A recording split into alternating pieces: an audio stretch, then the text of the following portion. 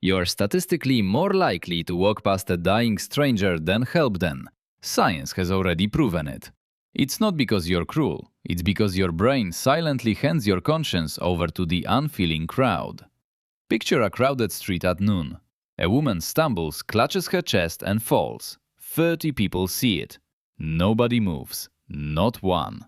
Counterintuitively, the more witnesses there are, the less likely anyone is to help.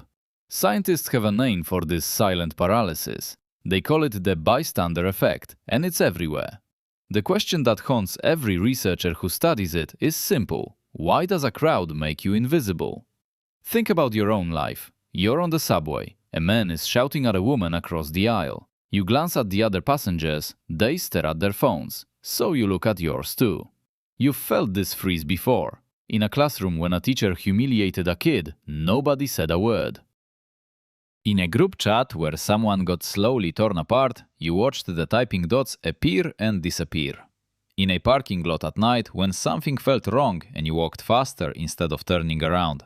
This isn't a flaw in your character. It isn't cowardice and it isn't apathy. It runs deeper. It's a pattern stitched into the human mind, showing up in every culture and every age group. From Tokyo to Toronto, from kindergarten to retirement homes, the effect repeats with eerie scientific consistency every time. Turns out, your silence has a script, and that script was written long before you were born. Here's the promise of the next 10 minutes. Science can explain exactly why you froze in that moment. It can explain what your brain calculated in those 2 or 3 silent, motionless seconds before nothing happened. And once you see that calculation, you can break it. Become the person who acts when others don't. The cost of not knowing this is real. Friendships dissolve, careers collapse silently, opportunities vanish before your eyes. Strangers die on sidewalks while phones record.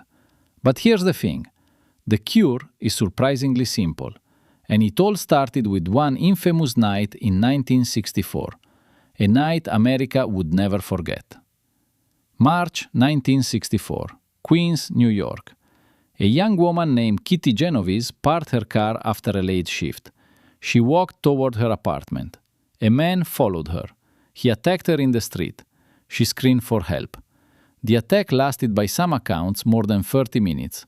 She was stabbed, left, then stabbed again. By the time an ambulance arrived, she was dying. 2 weeks later, the New York Times published a story. A story that would haunt American culture for decades. The headline claimed 38 respectable, law-abiding citizens watched. They watched the attack from their windows and did nothing.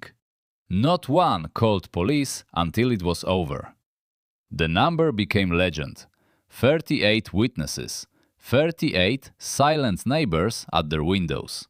The whole country was horrified. Later investigations told a messier story. The real number of true eyewitnesses was actually much smaller. Some neighbors did call the police. One woman actually ran out to hold Kitty Genovese as she lay dying. The 38 figure was a journalistic exaggeration. But by then, the myth had already done its terrible work. It had asked a question America couldn't shake. How could anyone watch a person die and do nothing? 2 young social psychologists read that story over coffee. Their names were Darley and Bibb Latané. They didn't believe people were monsters. They believed something stranger.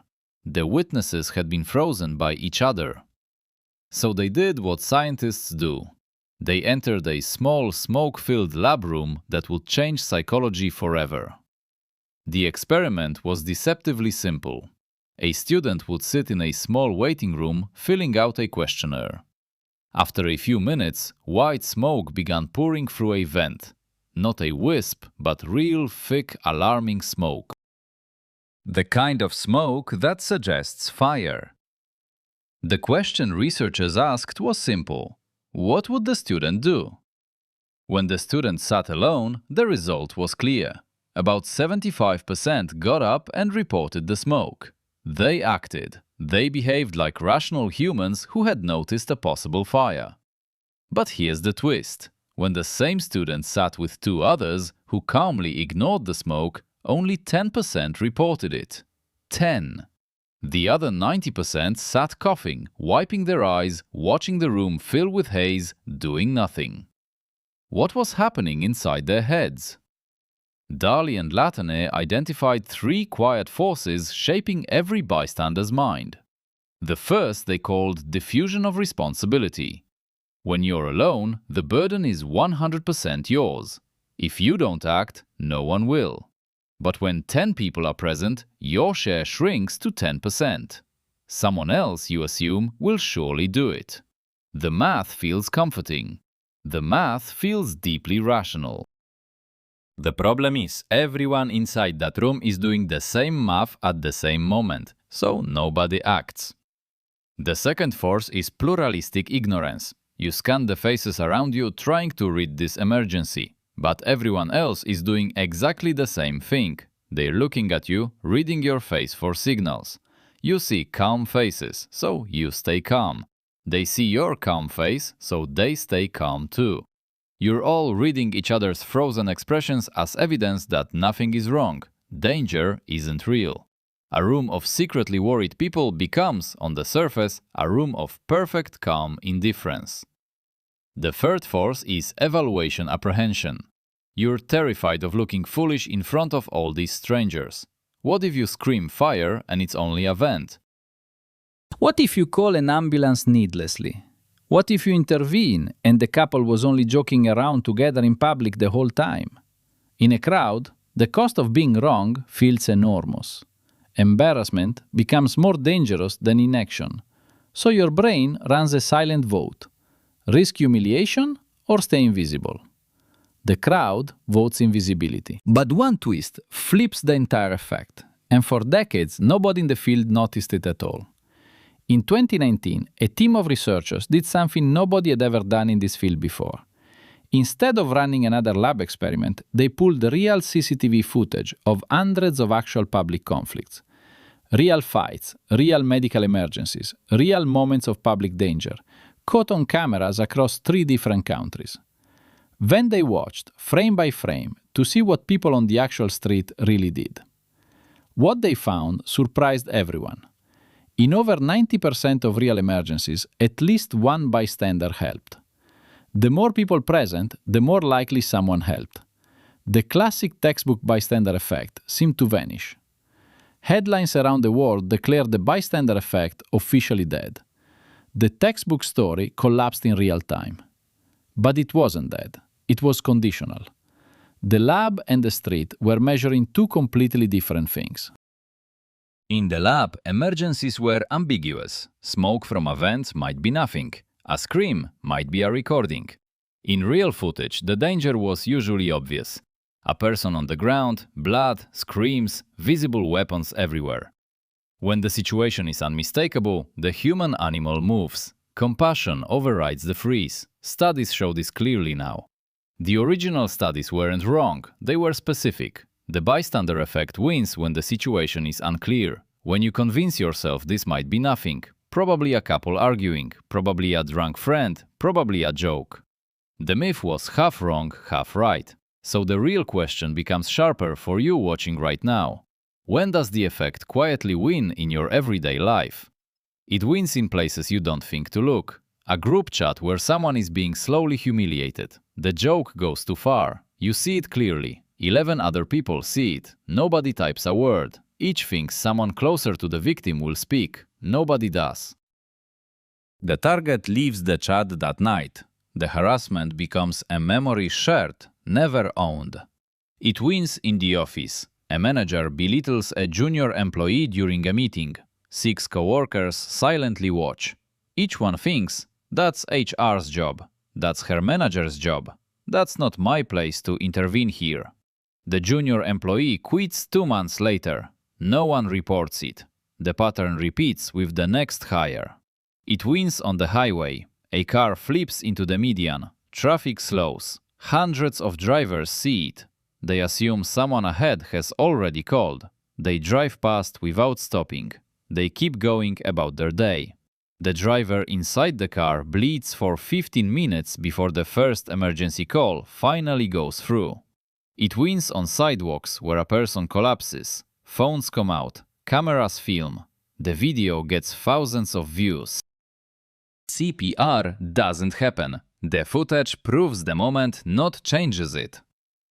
Your phone is a modern engine of diffusion. It gives you the feeling of witnessing without the burden of acting.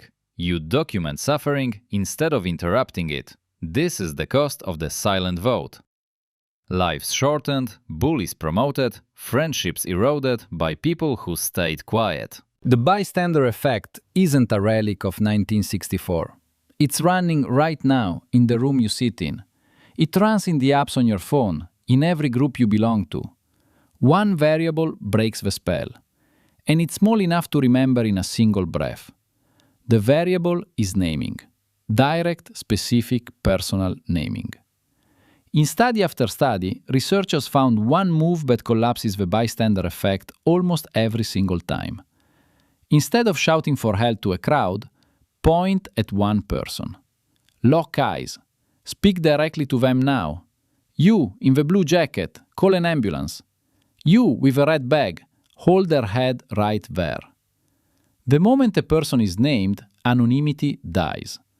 Their share of responsibility jumps from 1% to 100.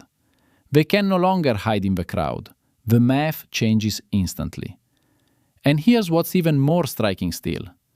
Once one person acts, others follow within seconds. Researchers call this the first mover cascade, a chain reaction. A single visible helper rewrites the social signal for everyone watching. Action suddenly becomes the new normal here. Frozen stick figures fall, phones lowered to ground. People who would have walked past now sprint forward to help. One voice breaks the silence. And just like that, the entire wall of silence shatters into pieces around you. This is why eye contact matters more than volume. A scream into a crowd diffuses. A pointed finger concentrates. Pluralistic ignorance survives only while everyone looks calm. The moment one person breaks character and acts, the illusion collapses. The crowd remembers it's made of individuals. And individuals, when they feel personally responsible, usually do the right thing. Responsibility must feel personal. Not shared, not assumed, not delegated. That's the secret hiding inside 70 years of research. The bystander effect isn't a story about bad humans. It's a story about how powerful the word "you" is. So what does this mean for you, tomorrow, on the street where you actually live? Here's how to act. If you ever need help, do not shout into a crowd. Do not yell, "Somebody call an ambulance!" That sentence will float past every person in earshot. Instead, find one face, lock eyes, point, speak. You, in the gray hoodie, call 911 right now. You, with the blue scarf, come hold my hand. Name them, command them, give them a role. People move fast when they feel personally chosen, not just crowded. If you witness an emergency, become the first mover. You don't need to solve it, just break the freeze. Walk forward, narrate aloud what you're doing right now. I'm calling for help, I'm checking if she's breathing. Your voice gives quiet permission to everyone else around. Within seconds, 2 or 3 people will join you. In a minute, you have a team. The crowd wasn't against you, just waiting for someone to go first. Teach this to children early. Teach them the script.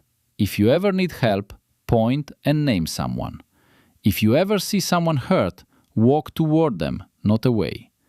Make it muscle memory before they overthink it. The bystander effect is learned, but so is the antidote. Small action rewires the entire crowd around you instantly. You become the pattern interrupt. You become the person others quietly admire and try to copy for life. But there's a deeper question hiding underneath all of this, and it's worth sitting with for a long moment. Are humans wired for apathy or for hope? Evolutionary psychologists believe our ancestors survived by copying the group.